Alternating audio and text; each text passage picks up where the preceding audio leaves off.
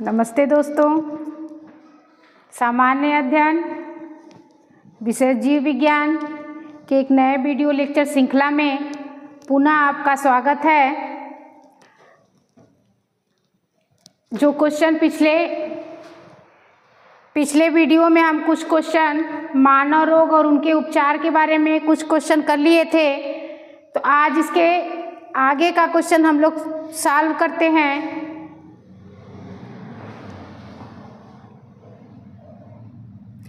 देखिए 284 नंबर जो आपके पिछले वाले वीडियो में हम लोग कर लिए थे, तो आज से 285 नंबर क्वेश्चन हम लोग सॉल्व करते हैं। 285 नंबर का पहला क्वेश्चन, हाइड्रोफोबिया किसके द्वारा होता है? हाइड्रोफोबिया एक बीमारी है जो किसके द्वारा होता है? यह ऑप्शन देखिए, जीवाणु के द्वारा, फफूंद के द्वारा, विषाणु के द्वारा या प्रोटोजोआ के द्वारा। तो हाइड्रोफोबिया यह आपके वायरस द्वारा बीमारी होता है।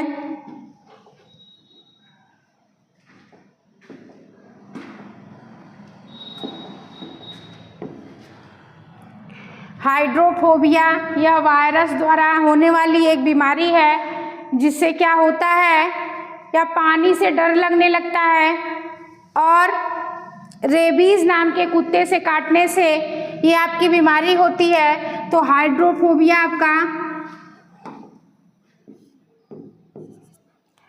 किसके द्वारा होता है? विषाणुओं द्वारा या वायरस के द्वारा होता है। जीवाणुओं के द्वारा, जो आपका विभिन्न प्रकार के टाइफाइड, टीबी, ये सब क्या होते हैं? जीवाणुओं के द्वारा होते हैं। फफूंद जो है वह त्वचा और श्वसन के रोग हैं। प्रोटोजोआ मलेरिया आदि के द्वारा होने वाला रोग है। तो आपका जो हाइड्रोफोबिया है वह किसके द्वारा होता है? वह आपके विषाणुओं द्वारा होता है। चलिए नेक्स्ट क्वेश्चन देखिए।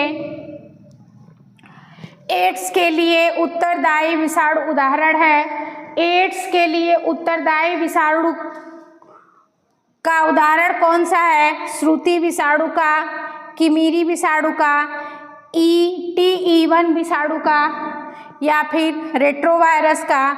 तो आपका एड्स के लिए जो उत्तरदायी विषाणु होते हैं वह आपके रेट्रोवायरस होते हैं। किमी विषाणु जो है वह सामान्य उदाहरण है विषाणु का, किमिरी। और जो आपका T1 है यह एक प्रकार के विषाणु हैं जो बैक्टीरियोफेज के अंतर्गत आते हैं। यह बैक्टीरिया को क्या करते हैं? विषाणुत करते हैं, उन्हें रोगी बनाते हैं। यह भी एक प्रकार के विषाणु हैं। लेकिन जो आपका एड्स के लिए मुख्य उत्तरदायी जो विषाणु होता है वह आपका रेट्रोवायरस होता है। चलिए नेक्स्ट क्वेश्चन देखिए। निम्न में से कौन सा एक ऐसा रोग है जिसे वैक्सीनेशन के द्वारा नियंत्रित नहीं किया जा सकता? कौन सा ऐसा रोग है जो वैक्सीनेशन के द्वारा नियंत्रित नहीं किया जा सकता? मधुमेह, पोलियो, काली खांसी व चेचक। तो देखिए पोलियो, काली खांसी और चेचक जो ये तीनों होते हैं यह वैक्सीनेशन के द्वारा नियंत्रित किए जा सकते हैं। पोलियो का टीका लगाया जाता है, काली खांसी का टीका लगाया जाता है और चेचक का भी टीका लगाया जाता है। लेकिन जो आपके मधुमेह होते हैं यह अग्नाशय में पाए जाने वाले एक प्रकार के शर्करा रोग होते हैं। यह वैक्सीन से नियंत्रित नहीं होते। चलिए नेक्स्ट क्वेश्चन देखिए। किस अंग की कुसक्रिया के कारण मधुमेह रोग होता है? मधुमेह रोग जो होता है वह किस अंग को प्रभावित करता है? अग्नाशय को, यकृत को, गुर्दा को या पित्ताशय को? तो आपके जो मधुमेह रोग, डायबिटीज रोग होते हैं वह किसको प्रभावित करते हैं? वह अग्नाशय को प्रभावित करते हैं। यह अग्नाशय में इंसुलिन का स्रावित होता है, उसे प्रभावित होने वाले मधुमेह रोग होते हैं। और यकृत आपका यह चयापचय से जुड़ा होता है, गुर्दा आपका उत्सर्जन से, और पित्ताशय जो है वह पित्त रस को संग्रहित करते हैं। चलिए नेक्स्ट क्वेश्चन देखिए। कोरोनरी धमनी बाईपास सर्जरी में जो रक्त वाहिका ग्राफ्ट हेतु प्रयोग में लाई जाती है वह होती है कोरोनरी धमनी। जो बाईपास सर्जरी होती है, जो रक्त वाहिका ग्राफ्ट में प्रयोग की जाती है, वह कौन सी होती है?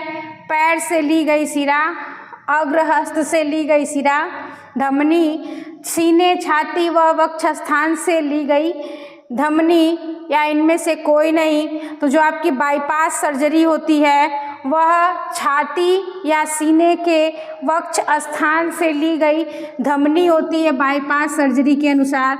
कौन सा ऑप्शन सही होगा? सी ऑप्शन आपका सही हो जाएगा। चलिए नेक्स्ट क्वेश्चन देखिए। चिकित्सकीय भाषा में गोल्डन आवर का संबंध है। जो आपके चिकित्सकीय भाषा होती है उसमें गोल्डन आवर किसका संबंध बताता है? कैंसर के अंतिम चरण में, गर्भ में शिशु की जानकारी से, हृदयाघात से, वास्तव में बच्चे के जन्म लेने से। तो आपका गोल्डन आवर समय कब होता है? हृदयाघात से, जब आपके हार्ट अटैक आती है, ठीक उसके बाद जो 1 घंटे का शुरुआती 1 घंटे का जो टाइम होता है उसे गोल्डन आवर कहते हैं। तो किससे संबंध है? हृदयाघात से संबंध है या हार्ट अटैक से संबंध है। चलिए नेक्स्ट क्वेश्चन देखिए। मिकास क्या है? कैंसर उपचार की एक नई विधि है, पक्षाघात के उपचार की एक नई विधि है, बाईपास सर्जरी की एक नई विधि है, या उपचार के बहुऔषधि विधि है। तो आपका मिकास जो है वह बाईपास सर्जरी की क्या है? एक नई विधि है जिसे मिकास कहते हैं। कौन सा ऑप्शन? सी ऑप्शन आपका सही हो जाएगा। चलिए नेक्स्ट क्वेश्चन देखिए। बीटा ब्लॉकर एक औषधि है, बचने हेतु प्रयोग किया जाता है। बीटा ब्लॉकर एक प्रकार की औषधि है। यह प्रयोग किस लिए किया जाता है? हृदयाघात से, प्रोस्टेट ग्रंथि के बढ़ने से, चिरकालिक मधुमेह से, या इनमें से कोई नहीं। तो जो आपके बीटा ब्लॉकर एक जो औषधि होता है वह किसे आपका होता है? यह एक प्रकार के हृदयाघात से बचने के लिए उपयोग किए जाते हैं।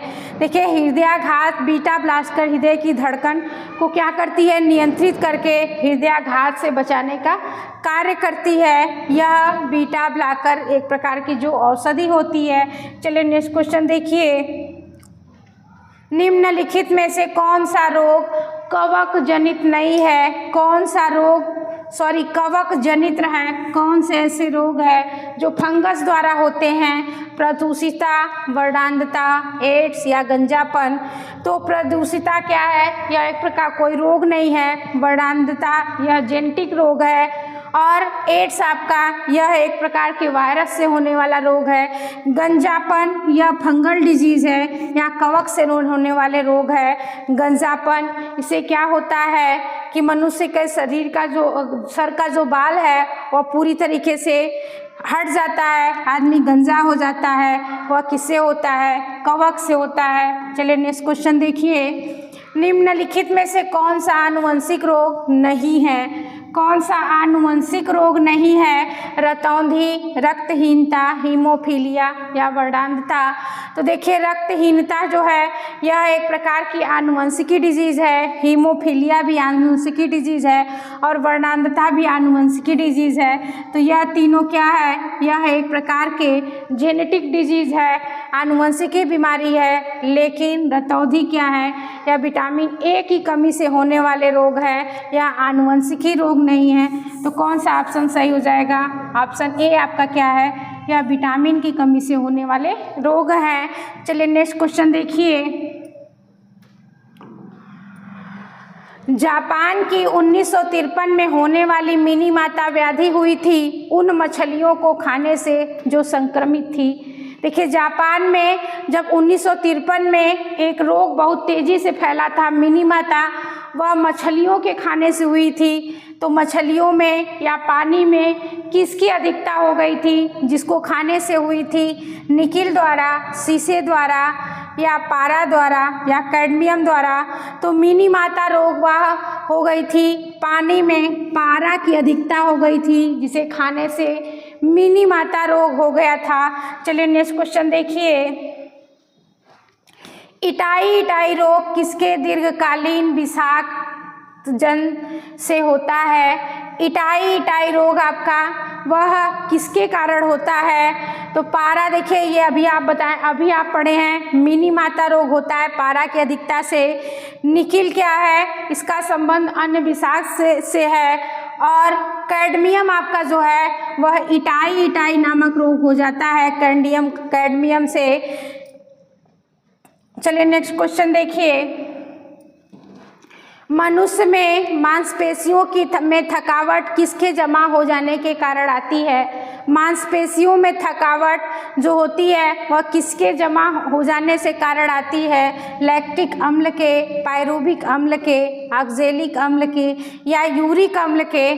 तो जो आपके अधिक देर तक जो व्यायाम करते हैं या लंबे समय तक जो दौड़ते हैं, तो क्या होता है कि उनको ऑक्सीजन की अधिक आवश्यकता होती है, उतनी ऑक्सीजन मिल नहीं पाती है और उनके मांसपेशियों में लैक्टिक अम्ल जमा हो जाता है। वह लैक्टिक अम्ल आपके किसके कारण जमा होता है? लैक्टिक अम्ल, मांसपेशियों में थकावट के कारण लैक्टिक अम्ल आपके जमा हो जाते हैं। पायरुविक अम्ल यह क्या है? यह ऊर्जा निर्माण में प्रयोग किए जाते हैं। और ऑक्जेलिक अम्ल जो है, यह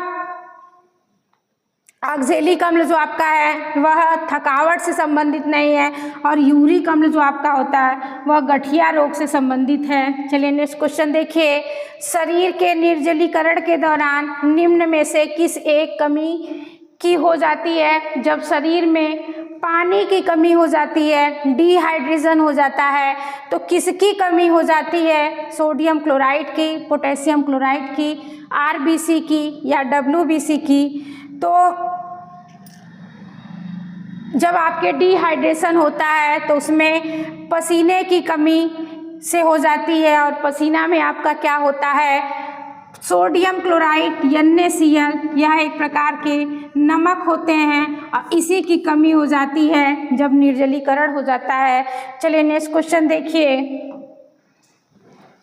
शरीर में जोड़ों में गठिया रोग निम्नलिखित में से किसके जमाव से होता है? गठिया रोग जगह जगह पर गांठें पड़ जाती है, किसके जमाव से होता है? यूरिक अम्ल, यूरिया, कोलेस्ट्रॉल, या लैक्टिक अम्ल? तो आपके यूरिया जो है यह मूत्र द्वारा बाहर निकाल दिया जाता है।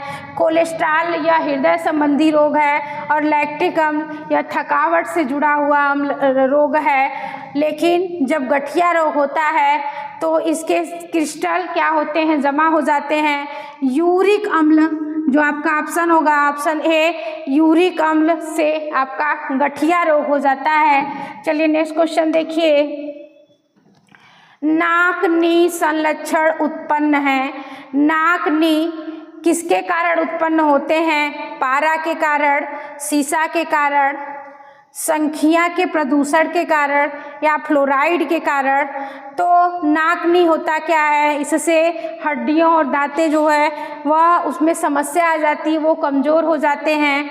तो आपके नाक-नी किसके कारण होता है? फ्लोराइड के कारण, प्रदूषण के कारण होता है। पारा आपका क्या है? यह मिनीमाता रोग होता है। और सीसा जो है वह एनीमिया या मानसिक विकार से होते हैं। और संख्या प्रदूषण यह कैंसर एवं त्वचा रोग से होते हैं। लेकिन फ्लोराइड प्रदूषण से नाक-नी संरक्षण और हड्डियों, दांतों की समस्या होती है। चलिए नेक्स्ट क्वेश्चन देखिए। निम्नलिखित में से कौन सा पोटेशियम अल्पता से संबंध है? कौन सा पोटेशियम अल्पता या पोटेशियम की कमी से होने वाले रोग हैं? वृक्क क्षति एवं पेशी लकवा, निम्न रक्तचाप, रक्ताल्पता, जोड़ों में व्यथा, एवं धूमिल दृष्टि। तो आपके पोटेशियम अल्पता या पोटेशियम की कमी से निम्न रक्तचाप होते हैं। ये आपके वृक्क क्षति या पोटेशियम की अधिकता से होती है, और रक्त अल्पता या लोहे की कमी से होती है, और जोड़ों में दर्द या धूमिल दृष्टि या आँखों में होती है पोटेशियम की कमी से। निम्न रक्तचाप जो हमारा वह धीरे धीरे फ्लो करता है। चलिए नेक्स्ट क्वेश्चन देखिए, आयोडीन की कमी से होता है।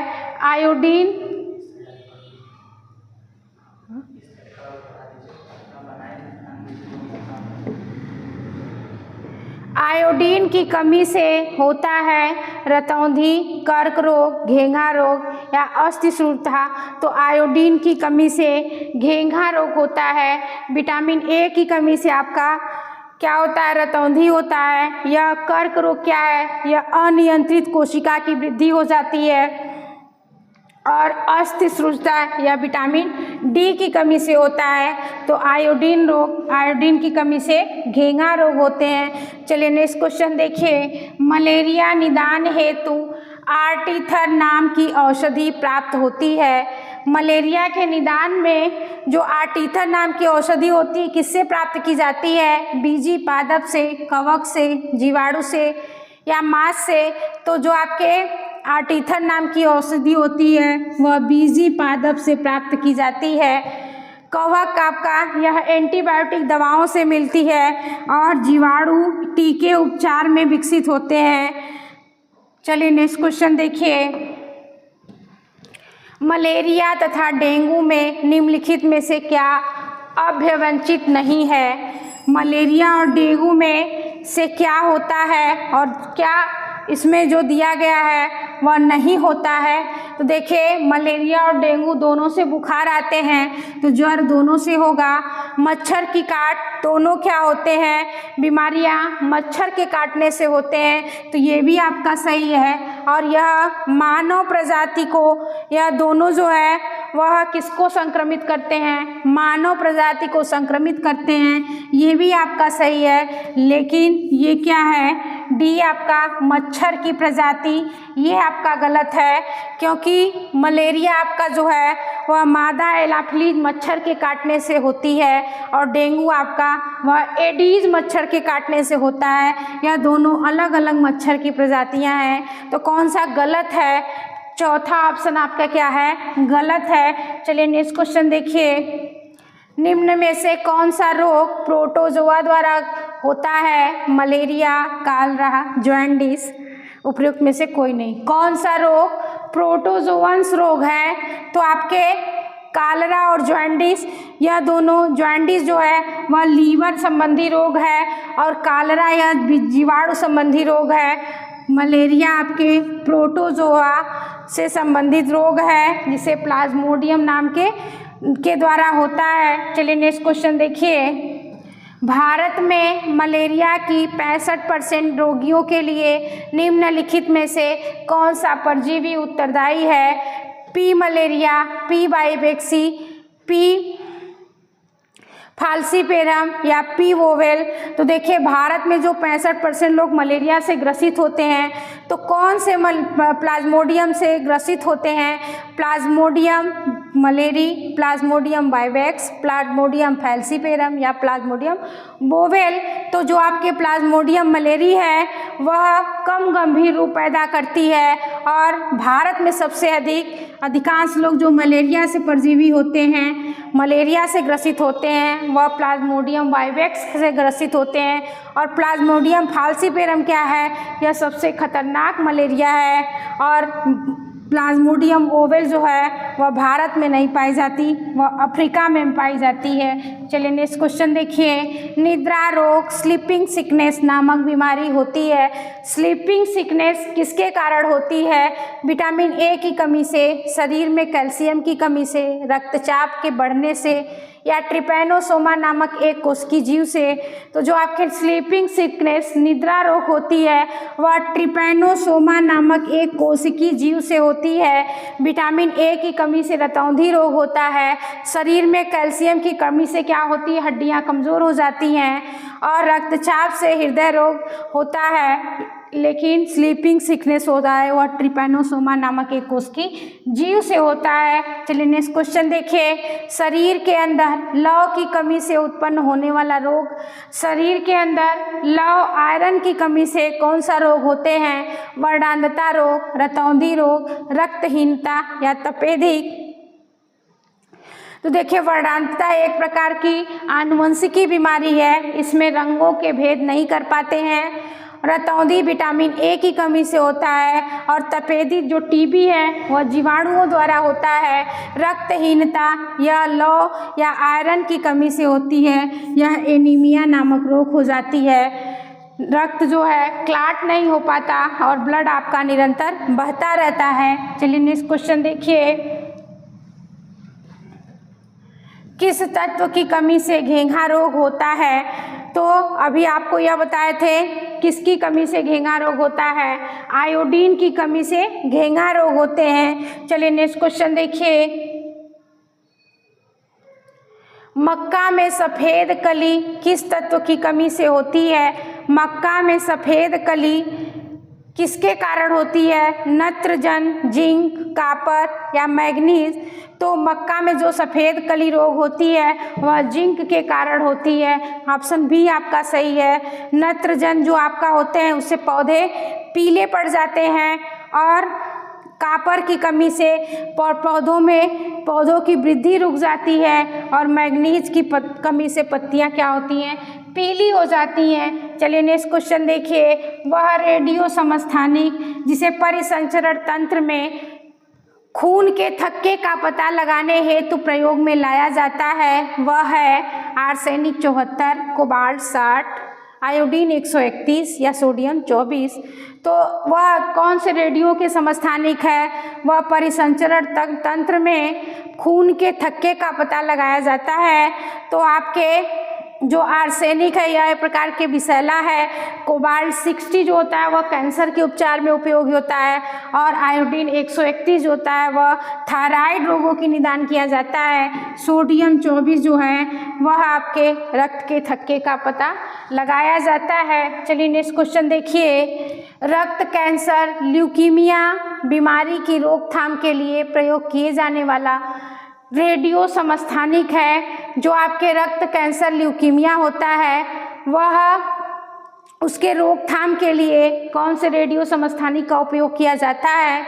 Iodine 131, sodium 24, phosphorus 32, cobalt 60। तो देखिए जो आपके फास्फोरस 32 होते हैं यह ल्यूकीमिया उपचार के लिए प्रयोग किया जाता है। आयोडीन 131 या थायराइड के उपचार के लिए और सोडियम रक्त के थक्के की जांच के लिए। कोबाल्ट 60 जो है वह ट्यूमर या कैंसर रेडियोथेरेपी की जाती है। चलिए नेक्स्ट क्वेश्चन देखिए, ल्यूकीमिया एक प्रकार का कैंसर है जिसमें असाधारण बढ़ोतरी होती है। ल्यूकीमिया क्या है? एक प्रकार का कैंसर है। यह किसके कारण होता है? अस्थि कोशिकाओं की संख्या में, प्लेटलेट्स की संख्या में, लाल रुधिर कोशिकाओं की संख्या में या श्वेत रक्त कोशिकाओं की संख्या में। तो ल्यूकीमिया जो है वह आपके किसके बढ़ोतरी से, जो असाधारण बढ़ोतरी होती है वह ल्यूकीमिया आपके हो जाती है। तो देखिए जो श्वेत रक्त कोशिकाओं की संख्या में बढ़ोतरी जब आपकी होती है, वाइट ब्लड सेल्स में उसकी कोशिकाओं में जब आपकी बढ़ोतरी होती है तो ल्यूकीमिया नामक रोग, कैंसर आपके हो जाते हैं। चलिए नेक्स्ट क्वेश्चन देखिए, ट्यूमर संसूचित करने में प्रयुक्त रेडियो समस्थानिक है आर्सेनिक 74, कोबाल्ट 60, सोडियम 24 या कार्बन 14।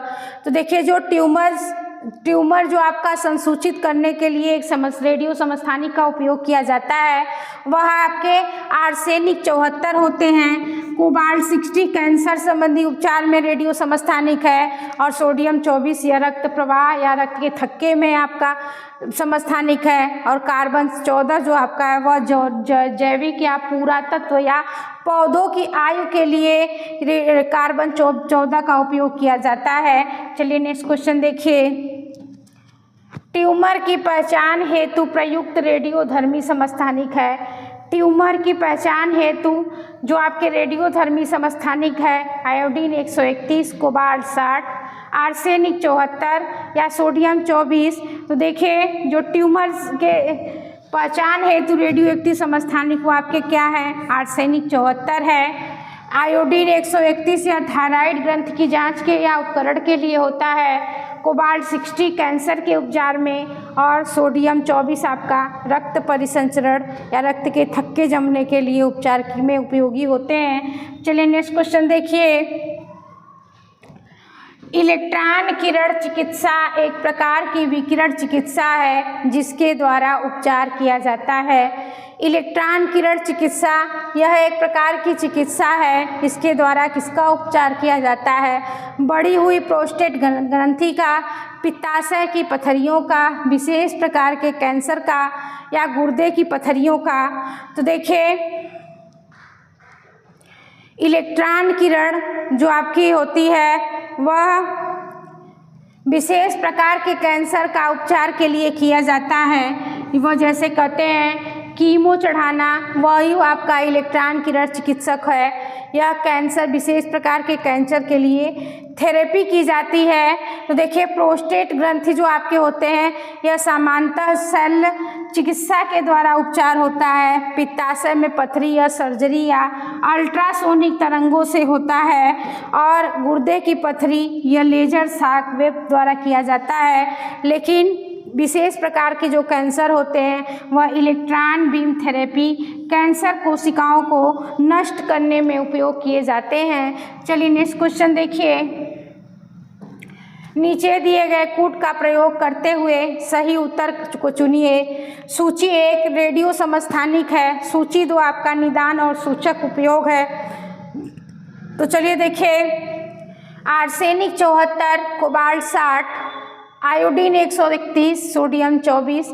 तो आर्सेनिक 74 जो है वह ट्यूबर संबंधी उपचार के लिए किया जाता है। कोबाल्ट 60 का उपयोग कैंसर संबंधी जांच के लिए किया जाता है। आयोडीन 131 थायराइड की ग्रंथि की सक्रियता के लिए किया जाता है। सोडियम 124 आपका रक्त व्यतिक्रम है। तो पहले का तीसरा, बाकी सब कट जाएगा, एक ही ऑप्शन आपका दिया है। पहले का तीसरा, दूसरे का चौथा, तीसरे का पहला और चौथे का दूसरा। तो चलिए नेक्स्ट क्वेश्चन देखिए। बार बार इधर हो जा रहा है। निम्न में से कौन सा सही सुमेलित नहीं है? कौन सा सही सुमेलित नहीं है? पारा मिनीमाता बीमारी, पारा से मिनीमाता रोग होता है। कैडमियम से इटाई रोग होता है। नाइट्रेट आयन से ब्लू बेडवी सिंड्रोम होते हैं। फ्लोराइड आयन से अपच रोग हो जाता है। तो कौन सा सुमेलित नहीं है? देखिए पारा से मिनीमाता रोग होता है, ये सही है। कैडमियम से इटाई रोग होता है, ये भी सही है। नाइट्रेट आयन से ब्लू बेबी सिंड्रोम होता है, ये भी सही है। फ्लोराइड आयन से अपच नहीं होते। फ्लोराइड आयन से फ्लोरोसिस नाम की बीमारी होती है, यह हमारे दांतों को झड़ा देती है, तो यह अपच नहीं होगा। तो कौन सा ऑप्शन पूछा है, कौन सा गलत है? तो डी वाला ऑप्शन आपका क्या है, गलत है। चलिए नेक्स्ट क्वेश्चन देखिए। येलो वेन मोज़ेक गंभीर बीमारी है। येलो वेन मोज़ेक जो आपकी बीमारी है वह किस में होती है? बैगन में, भिंडी में, मटर में या पत्ता गोभी में? तो येलो मोज़ेक बीमारी भिंडी में बीमारी होती है। यह जो आपका होता है यह भिंडी में पाए जाने वाली एक गंभीर बीमारी है। चलिए नेक्स्ट क्वेश्चन देखिए। कर्नल बंट रोग होता है। कर्नल बंट किसमें होता है? जौ फसल का, गेहूं फसल का, बाजरा फसल का या ज्वार फसल का? तो कर्नल बंट आपके जो रोग होते हैं वह गेहूं फसल को नुकसान करते हैं। गेहूं फसल में यह रोग पाए जाते हैं, कर्नल बंट। चलिए नेक्स्ट क्वेश्चन देखिए। सेरेब्रल पाल्सी एक मस्तिष्क संबंधी विकार है जो सामान्यतः पाया जाता है। सेरेब्रल पाल्सी जो है यह मस्तिष्क संबंधी बीमारी है। यह किसमें होता है? वृद्धों में, ड्रग नशेड़ियों में, छोटे बच्चों में या केवल महिलाओं में? तो जो आपका सेरेब्रल पाल्सी होता है वह छोटे बच्चों में एक प्रकार की बीमारी होती है। चलिए नेक्स्ट क्वेश्चन देखिए। मस्तिष्क तथा मेरुरज्जु पर चढ़ी झिल्ली में सूजन आ जाने से होने वाला रोग है। मस्तिष्क और मेरुरज्जु जो हमारा ब्रेन है और स्पाइनल कार्ड है, इसमें क्या होती है, एक पतली परत चढ़ जाती है। तो यह किसके कारण, ल्यूकीमिया, पैरालिसिस, स्क्लेरोसिस या मेनिंजाइटिस। तो देखिए ल्यूकीमिया यह एक प्रकार की रक्त संबंधी है। पैरालिसिस जो है वह नसों को जुड़ जाता है और हमारा शरीर पैरालाइज हो जाता है, लकवा हो जाता है। स्क्लेरोसिस यह एक प्रकार की मांसपेशी संबंधी बीमारी है। और मस्तिष्क और मेरुरज्जु की झिल्ली में सूजन आ जाना किसके कारण, मेनिंजाइटिस कहलाती है। यह तो जब सूजन आ जाता है तो उसे मेनिंजाइटिस कहते हैं। चलिए नेक्स्ट क्वेश्चन देखिए। अस्पताल के निम्नलिखित में से किस विभाग में कैथ लैब होती है? कि अस्पताल के जो आपके होते हैं उसमें कैथ लैब किस विभाग में होती है? पैथोलॉजी विभाग में, शल्य चिकित्सक विभाग में, कार्डियोलॉजी विभाग में या फिर न्यूक्लियर मेडिसिन विभाग में। तो जो आपकी कैथ लैब होती है वह कार्डियोलॉजी विभाग में होती है। चलिए नेक्स्ट क्वेश्चन देखिए। निम्न में से किसके जांच के लिए एलिसा टेस्ट किया जाता है?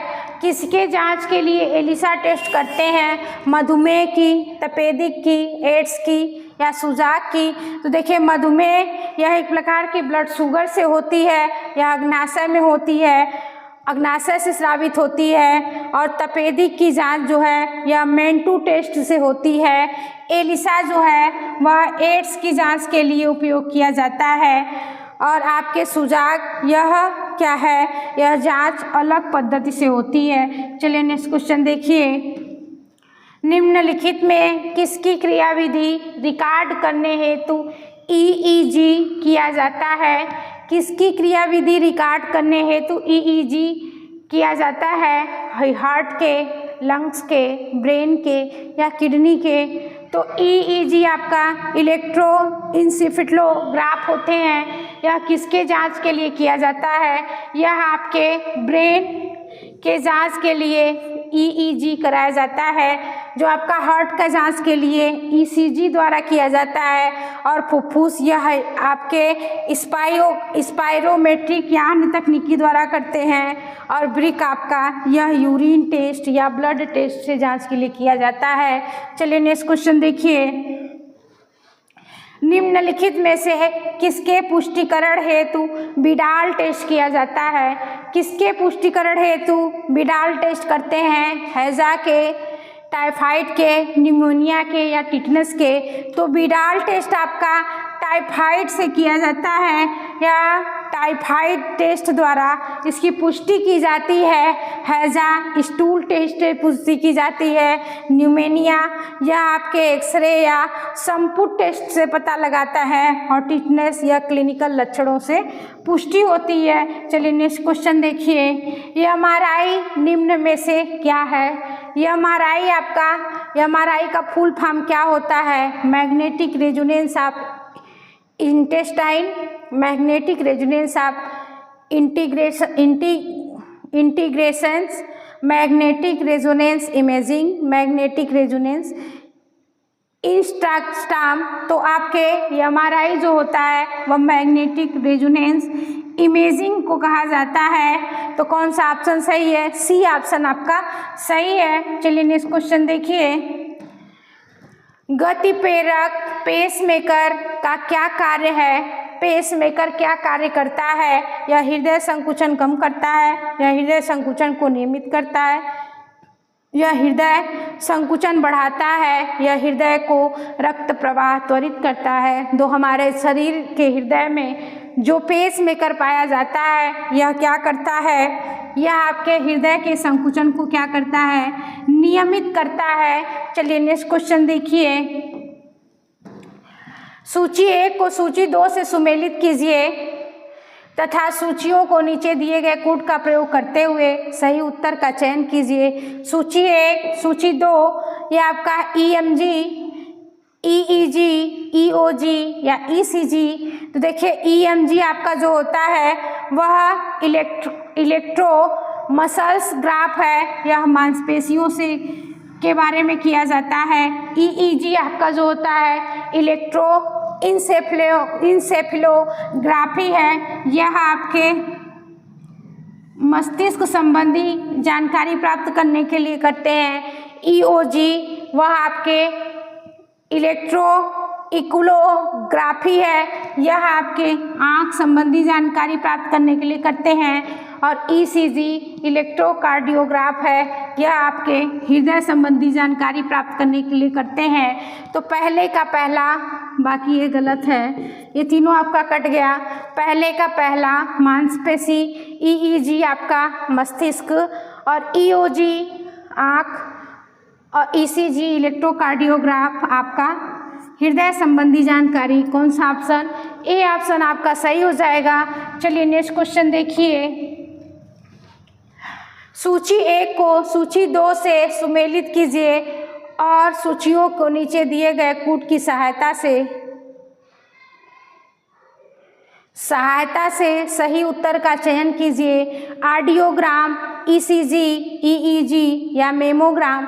तो देखिए ऑडियोग्राम जो होता है वह एक प्रकार की सुनने संबंधी बीमारी है, किसे किया जाएगा? कान से। ECG इलेक्ट्रोकार्डियोग्राफ या हृदय संबंधी बीमारी है। EEG इलेक्ट्रोइंसेफेलोग्राफी, यह मस्तिष्क संबंधी बीमारी की जांच करने के लिए की जाती है। और मेमोग्राफ यह आपके वक्त संबंधी। तो देखिए पहले का तीसरा ये आपका कट जाएगा, एक ही ऑप्शन दिया है। पहले का तीसरा, दूसरे का पहला, तीसरे का दूसरा और चौथे का चौथा। कौन सा ऑप्शन? डी वाला ऑप्शन आपका सही हो जाएगा। चलिए नेक्स्ट क्वेश्चन देखिए। निम्नांकित जोड़ों में किसका सुमेल है? निमोनिया, फेफड़े, मोतियाबिंद, थायराइड ग्रंथि, पीलिया, आँख, मधुमेह, यकृत। देखिए किसका सही सुमेलित है? तो निमोनिया जो होता है वह फेफड़ों को संक्रामक करता है, ये आपका सही है। मोतियाबिंद यह आँखों को प्रभावित करता है, ये गलत है। और पीलिया जो आपका होता है वह पीलिया आपके क्या करता है? यकृत को प्रभावित करता है, ये भी आपका गलत है। और मधुमेह यह यकृत को नहीं, यह अग्नाशय को प्रभावित करती है, ये भी ऑप्शन आपका गलत है। कौन सा सही पूछा है? तो निमोनिया जो है वह हमारे फेफड़े को प्रभावित करती है। चलिए नेक्स्ट क्वेश्चन देखिए। चलिए आज के लिए इतना ही। नेक्स्ट वीडियो के साथ आप लोग बने रहिए। धन्यवाद।